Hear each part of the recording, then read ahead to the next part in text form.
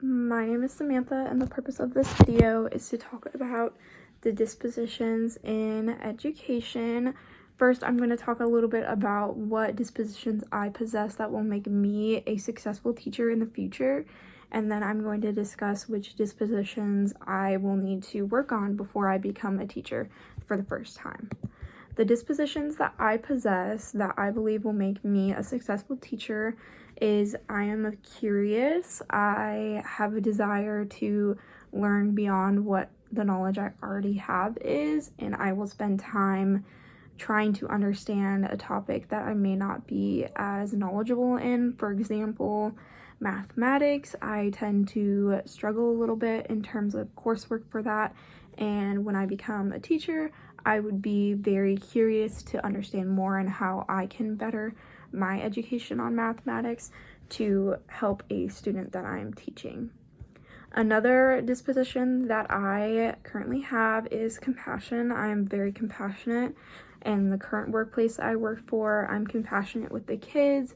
I take extra time trying to understand what's going on, what's the situation, how can I help, how can you help, is there any possible way that I can help that specific student.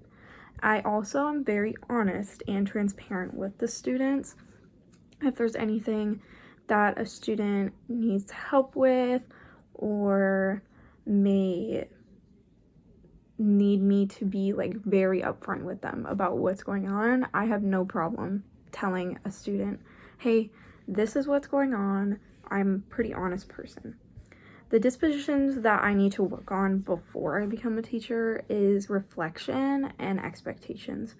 I do spend time reflecting, however, I think that it would benefit me in the long run when I become a teacher to spend extra time reflecting and really understanding how my classroom management could improve, if there's any areas on specific subjects that I need to brush up on, just consistently reflecting so that when I do show up in my classroom every single day, I'm showing up to the fullest capability. And for high expectations, I think this would tie in with classroom management. I don't have any experience with classroom management, so it can be a little bit difficult for me to think that I would already have that high expectations when I have no idea what my expectations will look like when I become a teacher.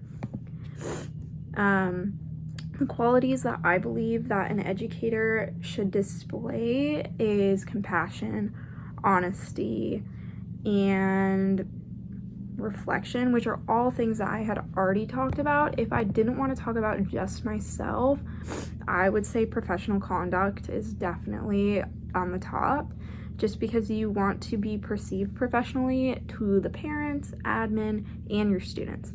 You're upholding that level, and if you cannot do that, you could be, your integrity could be on the line, or maybe parents don't see you as your student's educator. So definitely professional conduct. And then I would also say advocacy. And I say this because I think it's incredibly important as a teacher to advocate for your students if they need extra support on a specific subject, advocating for your school to find that extra support, learning resources not just in education, but maybe if a child is struggling mentally, advocating for your students for what they need. And those are the current dispositions that I hold currently and ones that I would like to improve on in the future.